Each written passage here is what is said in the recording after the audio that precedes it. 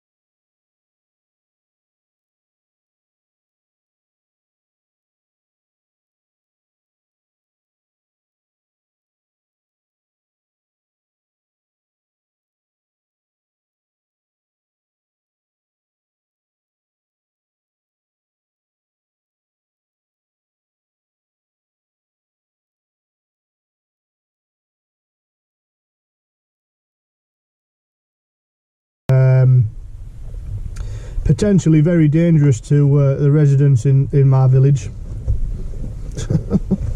Alright, Brooks. Very dangerous to, potentially dangerous to the residents.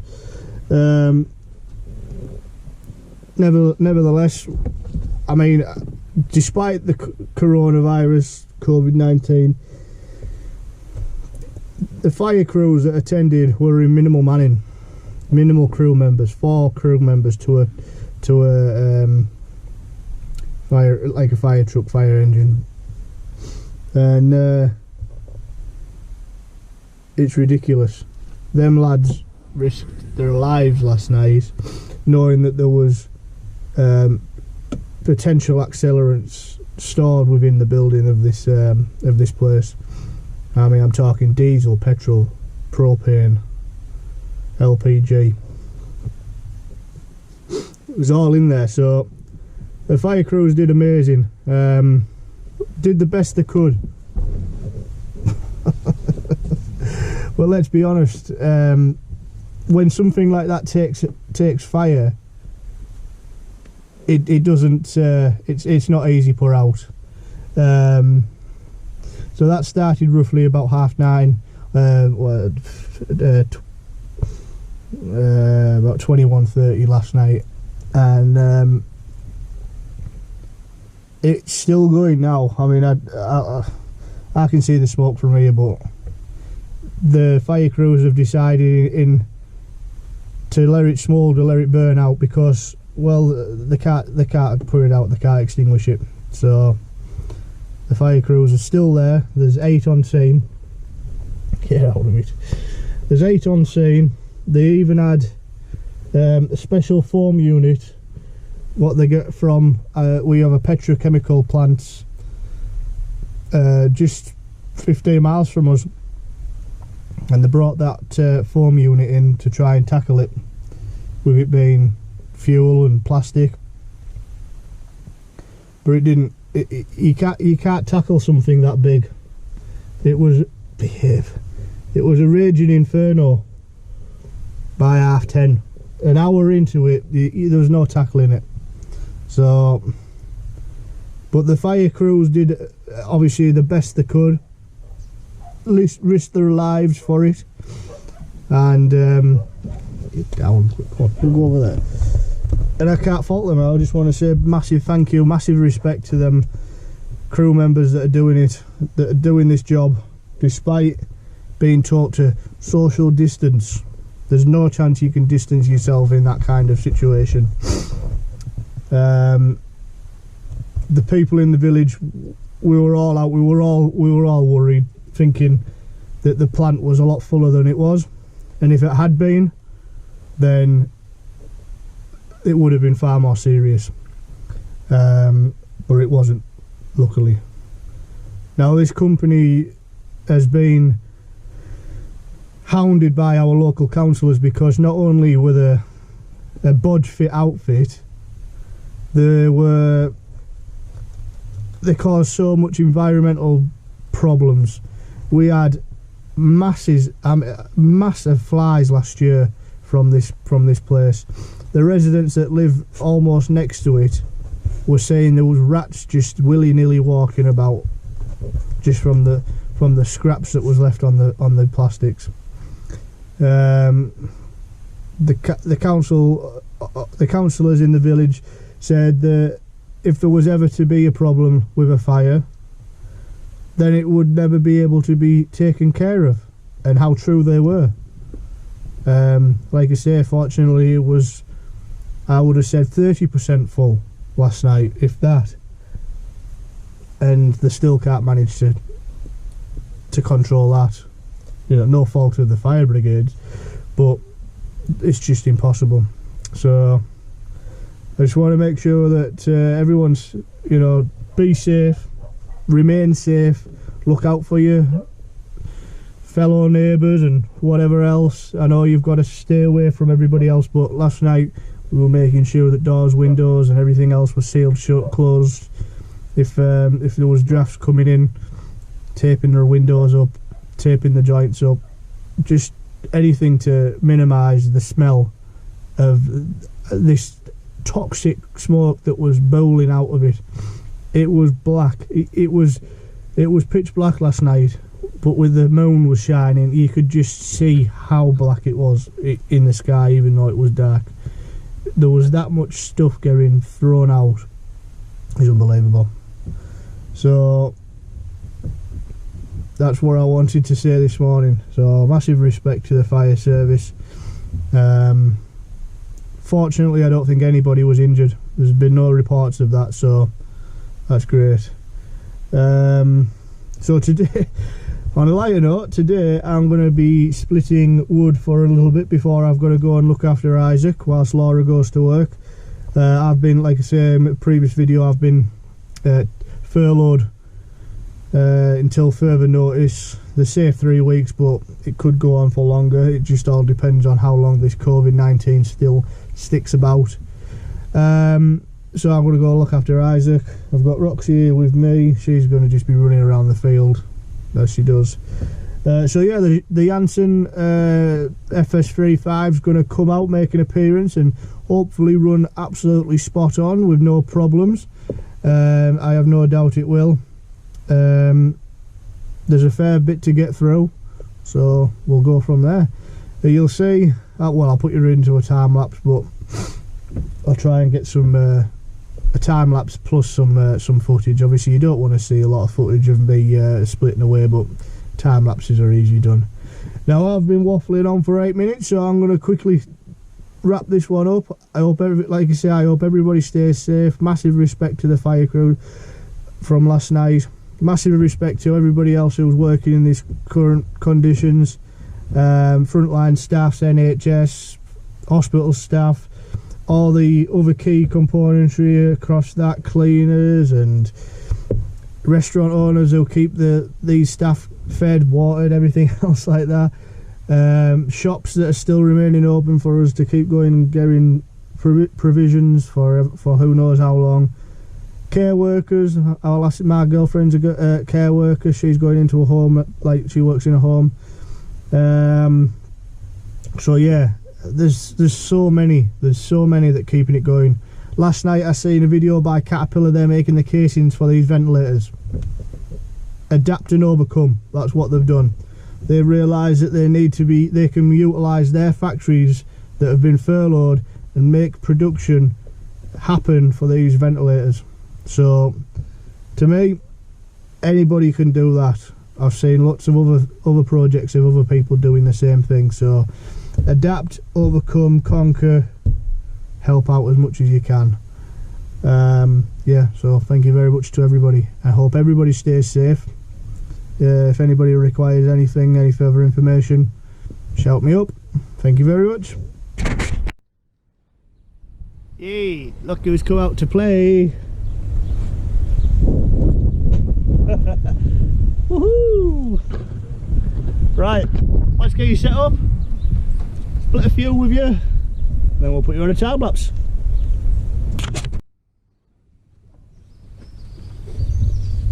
Alrighty.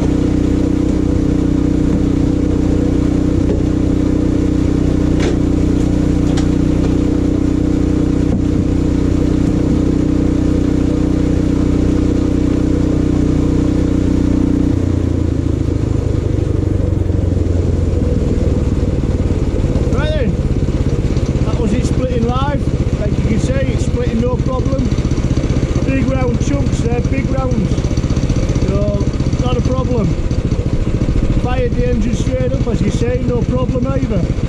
So we'll have a good couple of hours splitting. I ain't going to get through it all, but I'll make a good dent, I hope. So see you in the time lapse.